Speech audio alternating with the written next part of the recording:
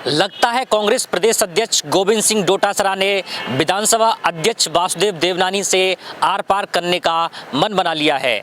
दरअसल गोविंद सिंह डोटासरा उनके निलंबन के बाद विधानसभा में उनको लेकर के विधानसभा अध्यक्ष द्वारा और सत्ता पक्ष के विधायकों द्वारा जिस तरीके की टिप्पणी की गई उससे काफ़ी आहत बताए जा रहे हैं। विधानसभा अध्यक्ष वासुदेव देवनानी ने गोविंद सिंह डोटासरा के लिए कहा था कि इस तरीके का अमर्यादित आचरण करने वाला व्यक्ति तो सदन का सदस्य बनने लायक तक नहीं है। वहीं सत्ता पक्ष के कुछ विधायकों ने, जिसमें गोपाल शर्मा और मदन दिलावर शामिल हैं, उन्होंने कहा था कि गोविंद सिंह डोटासरा की सदस्यता पूरे कार्यकाल के लिए समाप्त कर दी जानी चाहिए।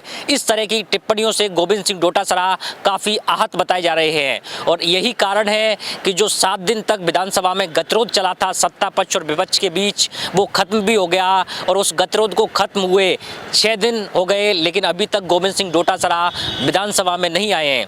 यहाँ तक कि गोविंद सिंह डोटासरा ने तो अपने जो घटनाक्रम हुआ था उसके लिए माफ़ी भी नहीं मांगी। जो 7 दिन तक गतिरोध चला था उसमें जब मुख्यमंत्री भजनलाल शर्मा ने हस्तक्षेप किया और नेता प्रतिपक्ष टीकाराम जूली ने सदन में माफ़ी मांगी, उसके बाद ये गतिरोध समाप्त हुआ। लेकिन गोविंद सिंह डोटासरा अभी तक अपने मन में उस गतिरोध को समाप्त नहीं कर रहे हैं और उन्होंने यहाँ तक कहा है कि उनके लिए सदन में जो टिप्पणी की गई उन पर वो कानूनी राय ले रहे हैं, इसलिए वो विधानसभा में नहीं आ रहे हैं। ऐसी संभावना जताई जा रही है कि वो पूरे सत्र के लिए विधानसभा में शामिल नहीं होंगे।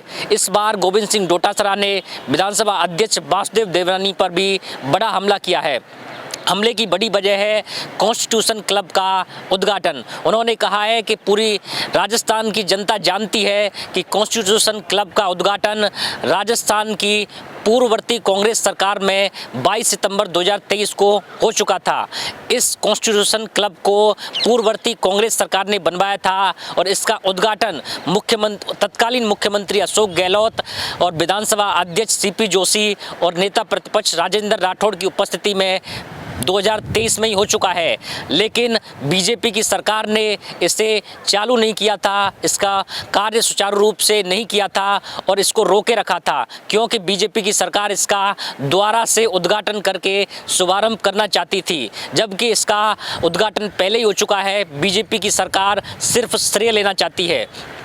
गोविंद सिंह डोटासरा ने कहा कि कॉन्स्टिट्यूशन क्लब को लेकर के जो भी निर्णय लेना है उसका पूरा अधिकार गठित कार्यकारिणी समिति को है, लेकिन विधानसभा अध्यक्ष ने सदन में जिस तरह से कॉन्स्टिट्यूशन क्लब के उद्घाटन की घोषणा की वो नियम विरुद्ध है। उन्होंने कहा कि न तो कार्यकारिणी समिति की बैठक बुलाई गई और न उनकी सर्वसम्मति से ये निर्णय लिया गया, यानी बीजेपी सरकार इस क्लब के उद्घाटन का सिर्फ श्रेय लेना चाहती है। उन्होंने ये भी कहा कि जिस तरीके से विधानसभा अध्यक्ष का जो व्यवहार देखा जा रहा है कि विपक्ष को उचित संरक्षण नहीं देना, किसी भी चुने गए प्रतिनिधि को लेकर के अमर्यादित टिप्पणी करना, यहाँ तक कि उन्होंने ये कहा कि सदन में जो व्यक्ति मुद्दे उठाता है, सदस्य मुद्दे उठाता है, उसका विशेषाधिकार हनन प्रस्ताव सीधे समिति को भेजना और इस तरीके के जो निर्णय हैं उनसे प्रश्न चिन्ह उठ रहा है। उन्होंने कहा कि विधानसभा अध्यक्ष सरकार के दबाव में निर्णय ले रहे हैं। गोविंद सिंह डोटासरा ने यह भी कहा कि विधानसभा अध्यक्ष कोई राजनीतिक व्यक्ति नहीं होता है, एक संवैधानिक व्यक्ति होता है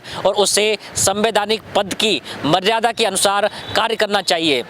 आपको बता दें कि गोविंद सिंह डोटासरा का जो निलंबन हुआ था उसके बाद से गोविंद सिंह डोटासरा ने विधानसभा अध्यक्ष के लिए कुछ ऐसी टिप्पणी की थी जिसके बाद से गोविंद सिंह डोटासरा और विधानसभा अध्यक्ष वासुदेव देवनानी के बीच में दूरियां बढ़ने लगीं। नहीं तो उससे पहले देखा गया था कि विधानसभा अध्यक्ष वासुदेव देवनानी ने नियमों के परे जाकर के गोविंद सिंह डोटासरा को मंत्री वाला बंगला विधानसभा पूल से दिया था, लेकिन अब वही गोविंद सिंह डोटासरा विधानसभा अध्यक्ष के द्वारा जो उनके लिए टिप्पणी की गई उन पर कानूनी राय ले रहे हैं। अब देखना लाजमी होगा कि दोनों की दूरियां कब समाप्त होंगी।